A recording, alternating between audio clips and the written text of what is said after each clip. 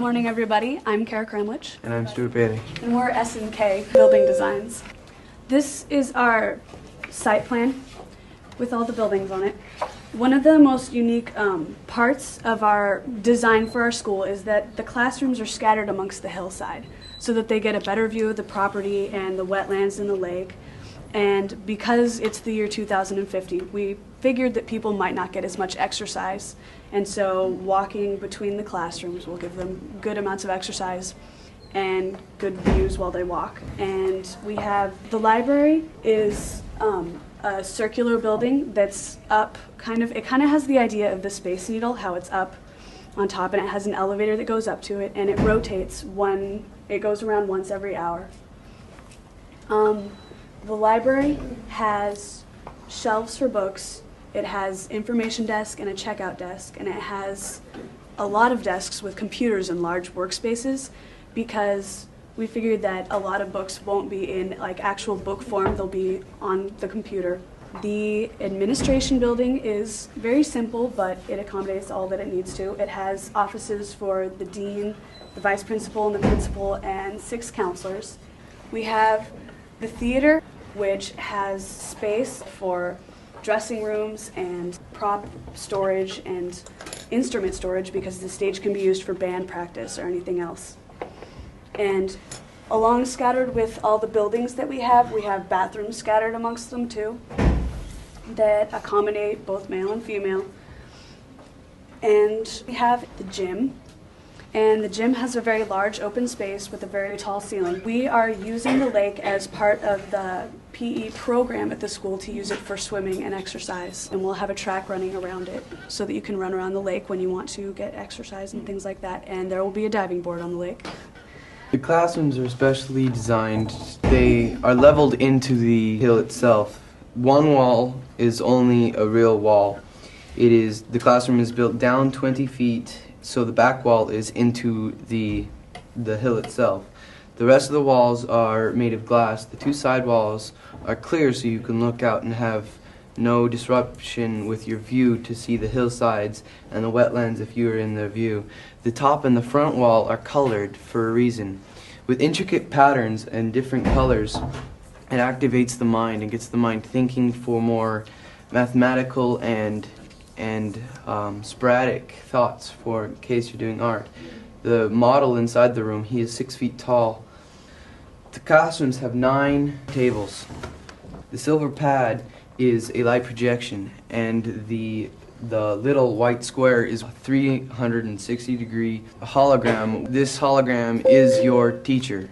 Instead of having a normal teacher who walks around and can sometimes not pay attention to its students, this is a single teacher for 8 students. So in a sense, there's 9 classrooms in one homeroom. This hologram teacher can change for your subject.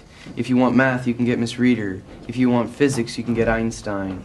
It's all programmed in, and your little pod, as they're called, of 8 people can decide on what project you want to do. If you need to study the arts, you can have Bach or Mozart or Tchaikovsky. It's just an intricate design to make learning as fun as possible and have it enjoyable for the students, which is the goal of everything. 3 beams on the outside and the 2 columns on the edge of the classroom, they're designed there for support and for earthquake stability. They will bend. They're steel, and they will bend to roll with the earthquake and not try to fight it. This will make it so the classrooms will last longer and the glass will not break. Since it doesn't have actual teachers or adults in the room, we will have 2 supervisors that will walk around and help. An interesting thing is that the students will be self-taught. There won't be an agenda given to every student to be the same. They will come up with their own program and their own achievements and goals that they want to have.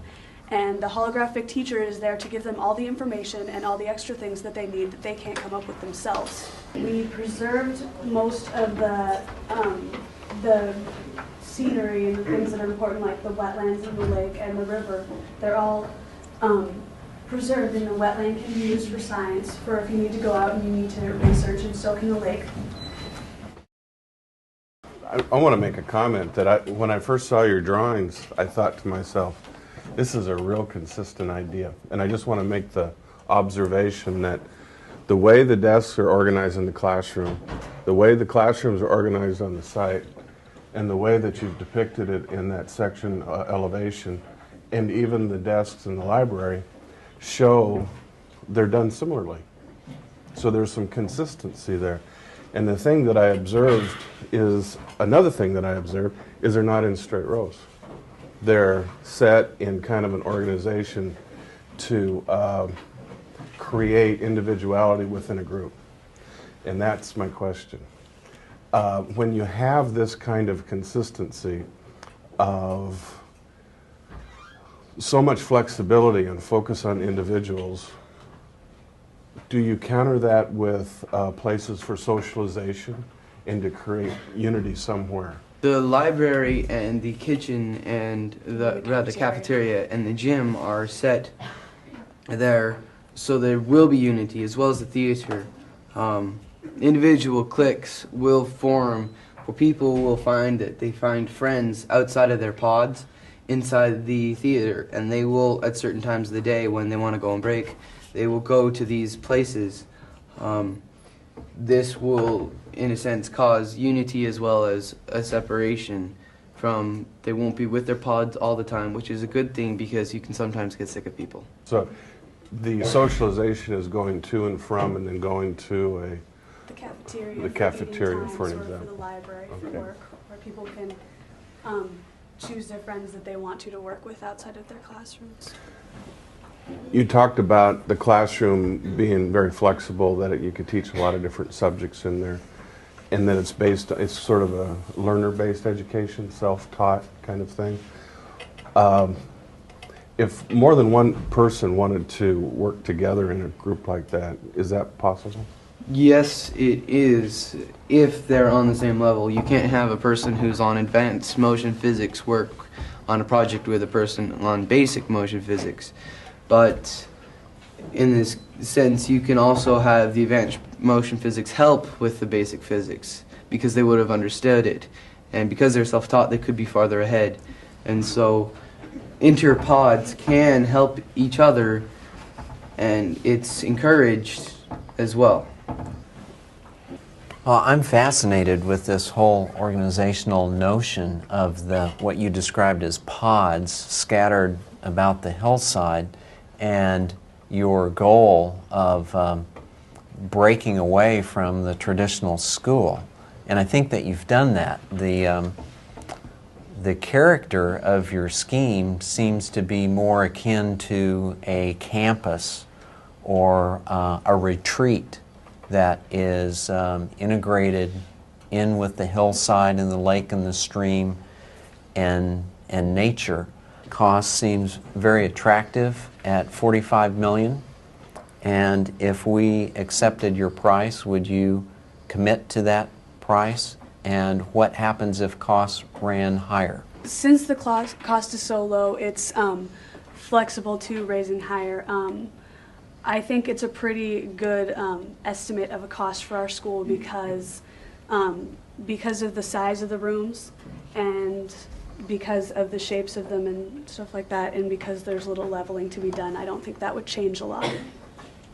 I ran the cost over 3 times to make sure it was so low because I didn't believe it could be that low. But each time it came out to the same area of cost, and I do not think it would have to run much higher than $45 million. So you stand behind your estimate and your cost? Yes. Okay, thank you.